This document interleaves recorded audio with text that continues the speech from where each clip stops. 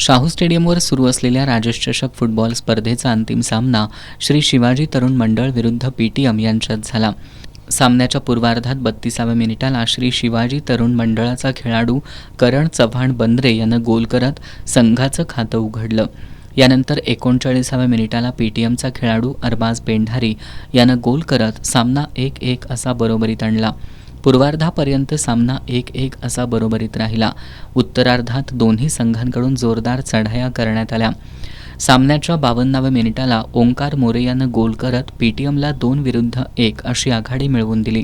सामना बरोबरीत आणण्यासाठी शिवाजी तरुण मंडळाकडून संकेत साळुखे, दर्शन पाटील, हर्ष जरग, योगेश कदम, संकेत जरग यांनी प्रयत्न केले, मात्र त्यांना यश आलं नाही.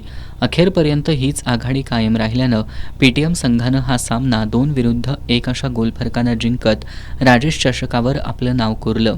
पीटीएमकडून अमीन खजीर, यशराज कांबळे, रोमा रोआ, ओंकार मोरे, नबी खान यांनी उत्कृष्ट खेळाचं प्रदर्शन केलं.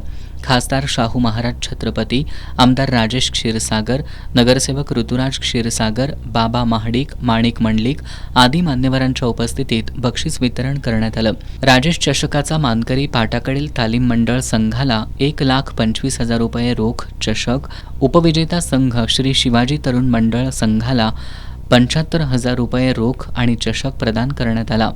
मालिकावीर पीटीएमचा ऋषिकेश मेथे पाटील ठरला. त्याला 35,000 रुपये किमतीचा गोल्डन फुटबॉल प्रदान करण्यात आला. यानंतर उत्कृष्ट फॉरवर्डसाठी शिवाजी तरुण मंडळाचा संकेत नितीन साळुखे, उत्कृष्ट हाफसाठी शिवाजी तरुण मंडळाचा दर्शन पाटील, उत्कृष्ट डिफेन्ससाठी पीटीएमचा प्रतीक बदामे, उत्कृष्ट गोलरक्षकासाठी पीटीएमचा अमर गवळी यांना गौरवण्यात आलं.